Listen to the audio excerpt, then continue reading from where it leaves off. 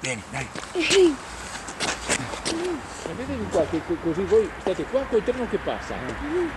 Qua, che lo vedete, mettite più vicino, qua. Ma qua questo è pari,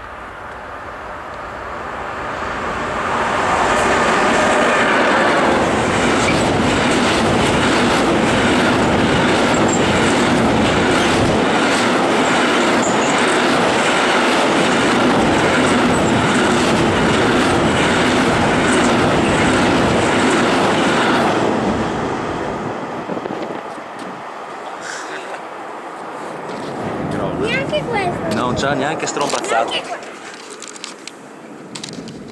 Neanche. Oh no.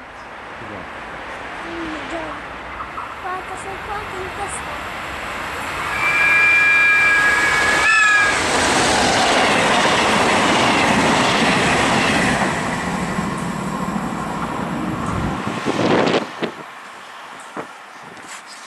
Aspetta.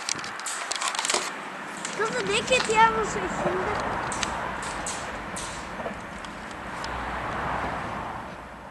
Cosa vuoi che... Tribunale Goriziano. I tagli nel trasporto pubblico ferroviario, di cui avevamo dato alcune anticipazioni già nei giorni scorsi, toccano anche una delle linee più importanti e frequentate della regione, la Trieste-Udine. Su questa tratta sono state soppresse 3 fermate, ce ne parla Maurizio Merlo. I moderni display rimangono accesi, ma alla voce partenza c'è il vuoto. Lo scroll però continua a ricordare che le porte vanno aperte solo quando il treno sia completamente fermo. In realtà nessun treno si ferma più alle stazioni di Redipuglia, Mossa e Capriva sulla linea Trieste-Udine. L'amministrazione regionale ha ritenuto antieconomiche le 3 fermate poiché poco frequentate. Il servizio infatti viene pagato alle ferrovie in base al tempo di utilizzo dei treni, quindi la maggiore velocità di queste fermate in treno porterebbe, sempre secondo la regione, ad un risparmio di 1.200 euro al giorno. Autobus sostitutivi trasportano utenti e pendolari alla stazione più vicina, ma non coprono tutte le corse soppresse. In particolare rimane scoperta la fascia pomeridiana tra le 15 e le 17.30 e nessun autobus è previsto dopo le 20.30.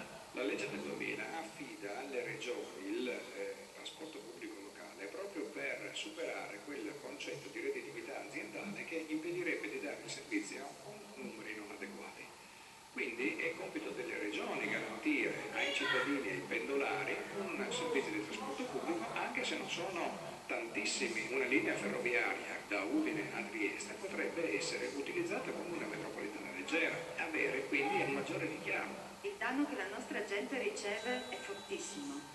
Ci sono degli aggravi notevoli sia sul fronte economico, che andranno a pesare sulle famiglie, sia sul fronte logistico. Si parla tanto di incentivare il trasporto ecologico e poi si taglia proprio sulla ferrovia. Il particolare stupore ha destato la soppressione delle fermate nella storica stazione della Puglia nell'imminenza delle celebrazioni del centenario della Grande Guerra. Abbiamo già contatti con Ferrovie dello Stato per richiedere dei treni speciali per il periodo. Comunque questa struttura, questa è la stazione Regia, non resterà in abbandono perché è già stata concessa dalle Ferrovie dello Stato al comune di Fogliano Redipuglia